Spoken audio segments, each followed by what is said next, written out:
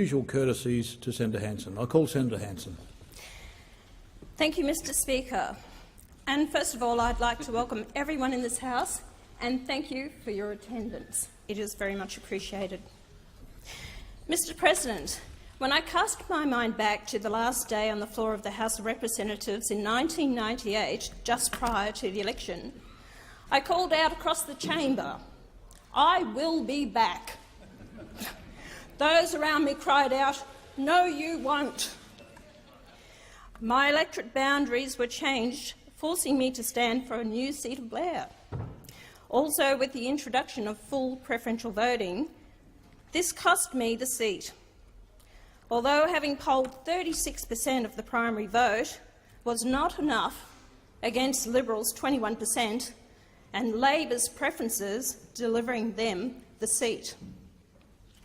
It has taken numerous elections, countless legal battles, and doing a stint in maximum security on trumped-up charges of which former Speaker Bronwyn Bishop stated, "I was Australia's first political prisoner to find myself here." Some call it persistence and tenacity. My daughter describes it as a Johnny Farnham comeback. I call it standing up and fighting for what you believe in, and not allowing the bastards to grind you down. So to all my peers in this place and those from the past, I have two words for you. I'm back, but not alone. I cannot begin to express the pride and honour I have in being joined in this place by three of my colleagues. Senator Malcolm Roberts, also representing Queensland, New South Wales Senator Brian Burston, and Western Australia Senator Rod Cullerton, elected under Pauline Hanson's One Nation. As a strong, united team, I guarantee we will make a difference. Mr President, it has been 20 years and 4 days since I last delivered my first speech in this House, a speech that shook a nation, woke up many Australians and gave hope to those who thought no one was listening. That speech was relevant then, and it is still relevant today. The problem is we have not had leaders with the foresight or the intestinal fortitude to cast aside political correctness. They have failed to discard old treaties and agreements that are not in our best interest and have signed new ones giving away our sovereignty, rights, jobs and democracy. Their push for globalisation, economic rationalism, free trade and ethnic diversity has seen our countries decline. This is due to foreign takeover of our land and assets, out-of-control debt, failing infrastructure, high unemployment or underemployment, and the destruction of our farming sector. Indiscriminate immigration and aggressive multiculturalism have caused crime to escalate and trust and social cohesion to decline. Too many Australians are afraid to walk alone at night in their neighbourhoods. Too many of us live in fear of terrorism. In my first speech in 1996, I said we were in danger of being swamped by Asians. This was not said out of disrespect for Asians, but was meant as a slap in the face to both the Liberal and Labor governments who opened the floodgates to immigration targeting cultures purely for the vote, as expressed by former Labor Minister Barry Jones, to such an extent that society was changing too rapidly, due to migrants coming in the front door but also the back door via New Zealand. Now we are in danger of being swamped by Muslims who bear a culture and ideology that is incompatible with our own. I love my country, culture and way of life. My pride and patriotism was instilled in me from an early age when I watched the Australian flag raised every morning at school and sang the national anthem, watching our athletes compete on the world stage, proud to salute the Australian flag being raised to honour them as they took their place on podiums. It's about belonging, respect and commitment to fight for Australia. This will never be traded or given up for the mantras of diversity or tolerance.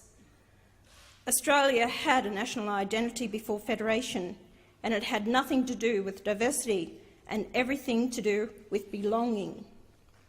Tolerance has to be shown by those who come to this country for a new way of life.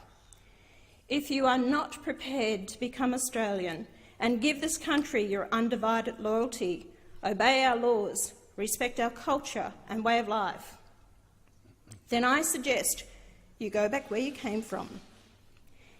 If it would be any help, I will take you to the airport and wave you goodbye with sincere best wishes. Mr. President, Australia is predominantly a Christian country, but our government is secular. Our constitution prevents governments from imposing religious rule and teachings. The separation of church and state has become an essential component of our way of life, and anything that threatens that separation threatens our freedom.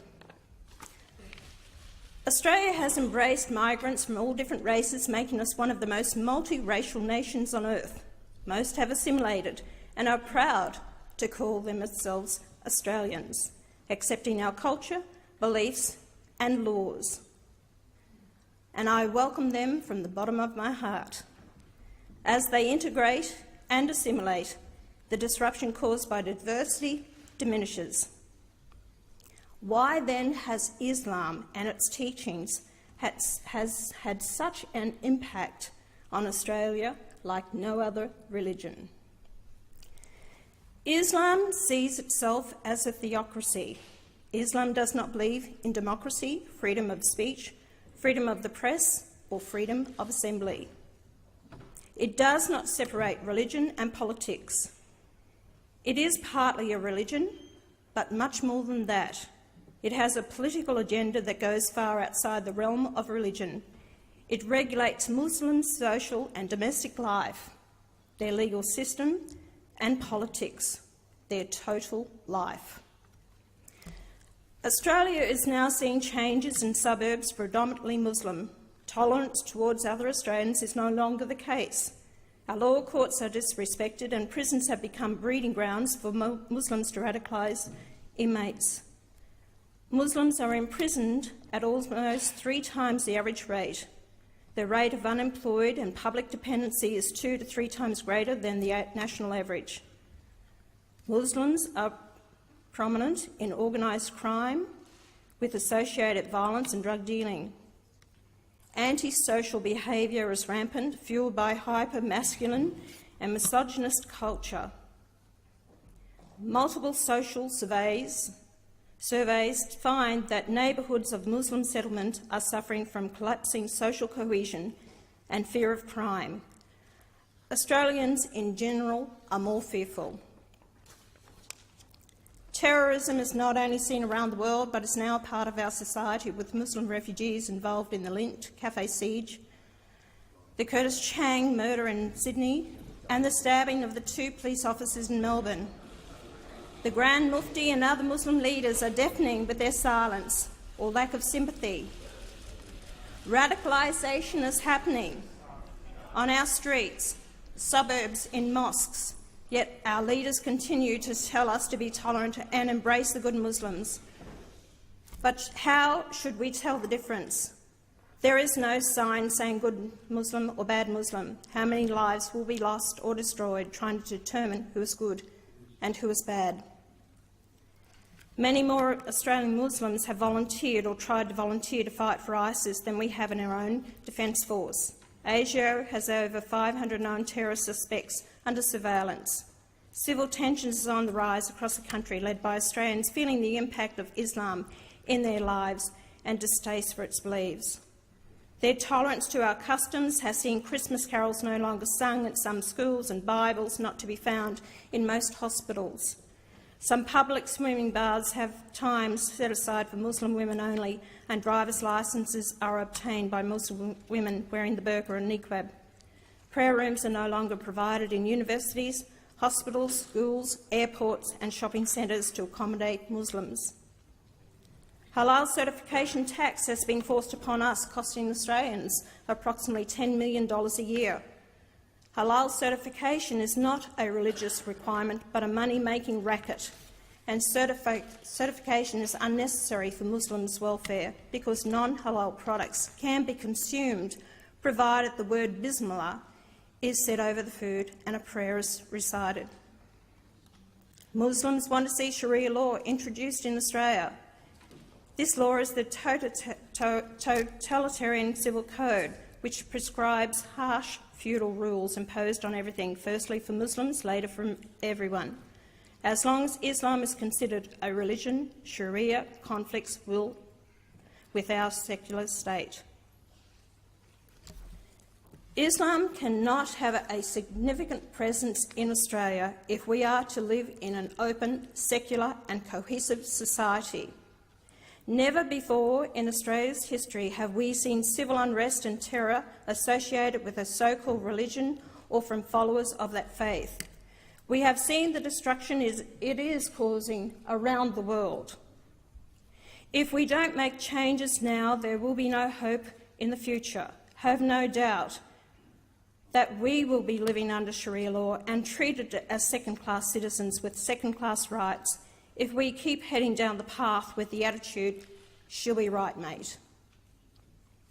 Therefore, I call for stopping further Muslim immigration and banning the burqa, as they have done in many countries around the world. Burqas are not a religious requirement. Most Australians find them confronting, as did two of our former Prime Ministers. I am sure a lot of the women forced to wear them would love to cast them aside, but live in fear to do so. In addition, no more mosques or schools should be built, and those that already exist should be monitored with regards to what they are teaching until the present crisis is over.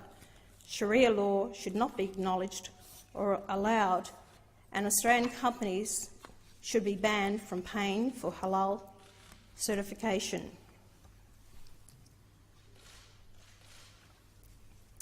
Mr. President, Australians have never been permitted to vote on immigration and multiculturalism. When have we been asked or consulted about our population? We reached a population of 24 million this year, 17 years ahead of prediction. Governments have continually brought in high levels of immigration, so they say, to stimulate the economy. This is rubbish. The economy is stimulated by funding infrastructure projects, creating employment. What major projects have we had in this country for the past 30 years? How many dams have we built in the past 50 years? The only stimulation that is happening is welfare handouts, many going to migrants unable to get jobs. At present, our immigration intake is 190,000 a year. High immigration is only beneficial to multinationals, banks and big business seeking a larger market, while every day Australians suffer from this massive intake. They are waiting longer for their life-saving operation. The unemployment queues grow longer, and even longer when government jobs are given priority to migrants. Our city roads have become parking lots, schools bursting at the seams. Our aged and sick are left behind to fend for themselves, and many cities and towns struggle to provide water for an ever-growing population. Our service providers struggle to cope due to lack of government funding, leaving it to charities to pick up the pieces.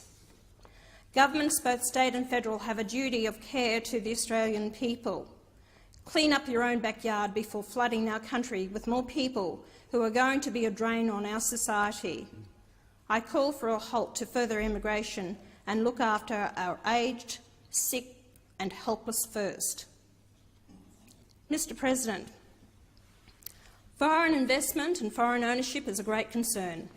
The government finally released its register of foreign ownership, which reveals that foreign interests own 13.6% of Australia's farmland.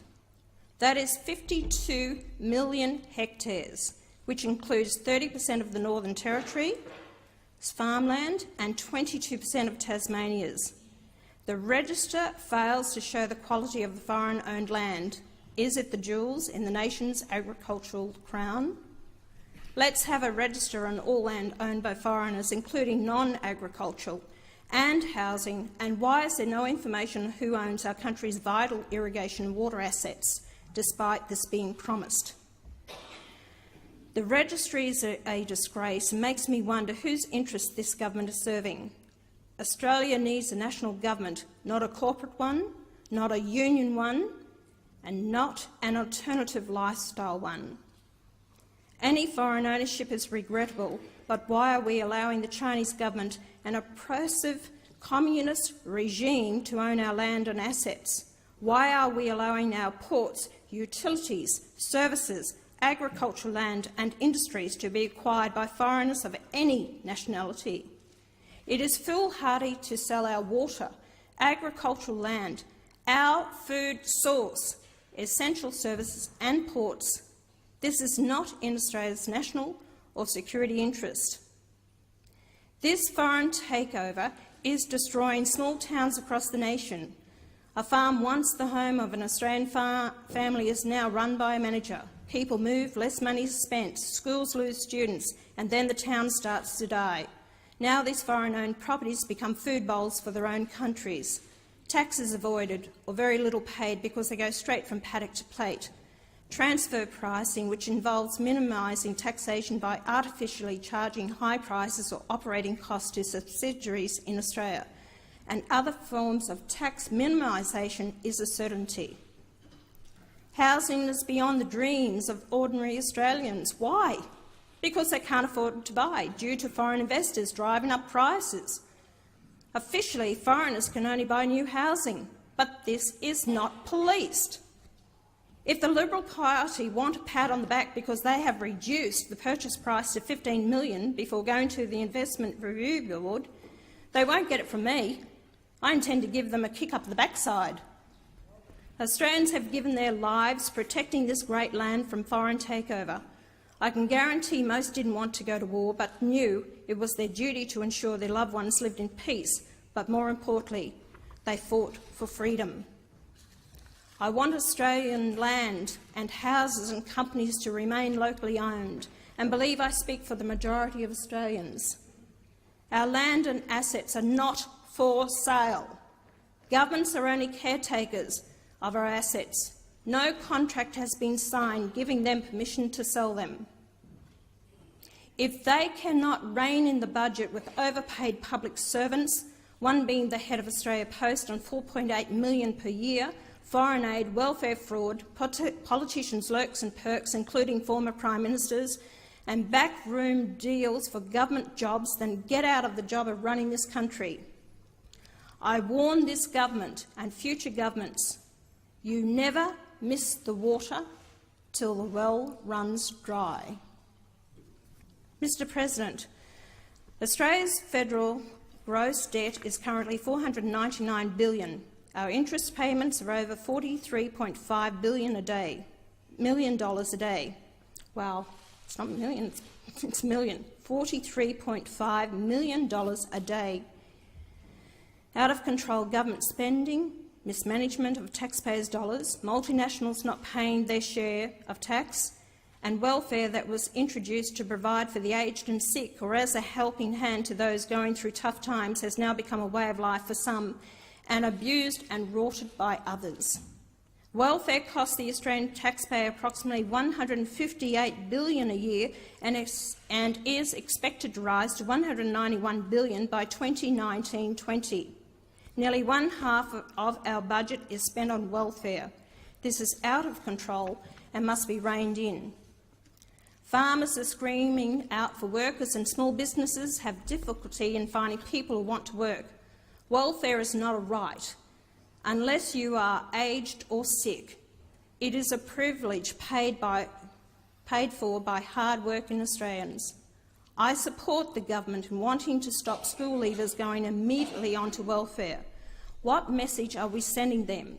Teach them how to apply for a job, rather than encouraging them to become dependent on money they have not earned or worked for. Then we have the single mums having more children just to maintain their welfare payments, and Muslim men marrying multiple wives under their laws than having multiple children at our expense while they collect thousands of dollars a week from the taxpayer. How many have ever held a job?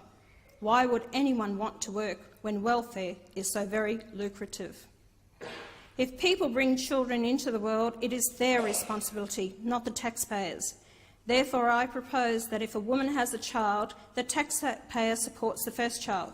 But if they have more, there will be no more increase to the welfare payment. Get a job and start taking responsibility for your own actions. Not only are we facing a crisis with welfare, but also with our health budget. It is also being scammed, abused, rorted and costing the taxpayer billions. The healthcare card has no identification on it, just name and number. Anyone can and does take another person's card when visiting a doctor, especially those who bulk bill. Prescriptions are collected at a cost to the taxpayer if the card holder is on welfare. Overseas tourists, illegals and those not entitled to Medicare use their families' or friends' cards. Let me give an example. One tourist visiting family fell sick, went to the doctor, used his cousin's Medicare card, ended up in hospital and died. The owner of the card had to admit it was not he. What happened, you ask? Well, he just had to pay the hospital bill. We have to stop the rorts, mismanagement and abuse of our taxpayer-funded services, whether it be welfare, health or education. If you want to access these services, then apply for an Australian identity card. You must prove you are entitled to apply for the card on a point system. There shouldn't be any complaints because applying for a $30 mobile phone plan is the same, so I won't accept do-gooders complaining about people's privacy. The card will have an identification chip, a photo and electronic fingerprint. If we are ever going to pull back our deficit, we must stop the thieves. If you are not prepared to apply for the card, that is your choice, but expect to pay full price for doctors, prescriptions and no more welfare handouts will be coming your way. Mr President, family law would be the most discriminate, biased and unworkable policy in this country. I referred to it in my maiden speech 20 years ago, and still nothing has changed. If anything, it's worse. As a nation, we should hang our heads in shame when, on average, 3 men suicide a day and occasionally a woman due to family breakdowns. The whole system is unworkable and is in desperate need of change. Children are used as pawns in custody battles where women are make frivolous claims and believe they have the sole right to the children. Children have 2 parents, and until we treat mums and dads with the same courtesy and rights, we will continue to see murders due to sheer frustration, depression and mental illness caused by this unworkable scheme. Suicide is the only way out for those who feel there is no hope. After facing years of costly legal battles, their lives destroyed and the pain of missing their children is the reason many end up in a state of depression caused by the trauma and, in some cases, the blatant vindictiveness from former partners. Child support is another contentious issue and should be revised. Some parents are left caring and providing for children without any financial help from the other parent. Others refuse to work so they don't have to pay child support. The system needs to be balanced, taking in the age of the child on a sliding scale, and both parents' income should be taken into account. Non-custodial parents find it hard to restart their lives with excessive child support payments that see their former partners live a very comfortable life. Make it fair with both custody and child support, and most parents will gladly take on their responsibility. I ask all parents, is it worth the pain and anguish to deny your child the love they so deserve from both parents? They are only children for such a short time, and all children need both parents. Please put your differences aside, make your peace and come to agreements outside of law courts. The only ones to gain are the legal professions, who are rubbing their hands together watching the thousands of dollars come their way. Is it worth losing the family home? Is it worth the grief it brings not only to you but to your extended families, not to mention the children? At the end of the day, the answer is no. I speak from experience, not only as a mum myself, but as a grandmother. Mr. President, I'm not going to do a Darren Hinch and speak for 45 minutes. Darren is, no, he's still awake.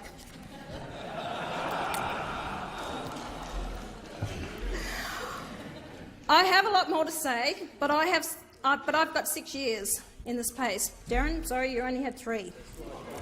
So there will be plenty of time. Oh, I can feel the Greens cringing. No, they've left. And squirming in their seats at that thought. But I could possibly be here for 6 years. In closing, I will finish on this note. Very few of us ever travel or journey alone, and nor should we. Our loved ones and friends we have accumulated along the way are an integral part of who we are. 3 of my children are here today. They have been with me every step of the way, sharing my triumphs and battles, my high points and the lowest in my life. I didn't know my life was going to be such a roller coaster of a ride. I love you with all my heart. But I hate to tell you guys, it's not over yet. Buckle up. There are those who kept the political party I launched in 1997 alive for 13 years after I left in 2002 till I came back in November 2014. Special thanks to Ian Nelson for never giving up and asking me to come back and lead the party. James Ashby is a man I have the utmost respect and admiration for.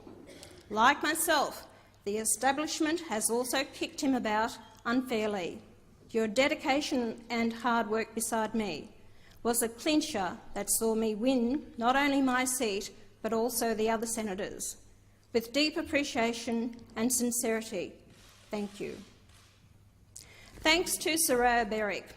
You took on a task unbeknown to you, from performing as a professional violinist to running a political office and campaigns. You have been invaluable. A couple of strangers came along at the right time, helped me spread my wings, giving me the support and assistance I needed that sees me standing on this floor today. They are no longer strangers but dear friends. Welcome at home any time for another lamb roast. Thank you, Bill and Renata. As I said earlier, I was in prison in 2003 for 3 years, held in maximum security on electoral fraud charges. My sentence was quashed on appeal after 11 weeks. If it wasn't for my sister Judy and brother Peter fighting for my freedom and justice, and Alan Jones, along with approximately 90% of Australians who believed I was wrongly imprisoned, I would have been behind bars for 3 years. My father always said, politics is a dirty game. I was one of 7 children and the quiet one of the family, believe it or not. Believe me, you are lucky to have me here and not the rest of the second clan. We come from a breed of Australians taught values, morals, honesty, the work ethic and common sense, something very much lacking today. I will never take my position as senator in this place for granted, nor should I. To the people of Queensland and Australia who voted for me and my party, thank you.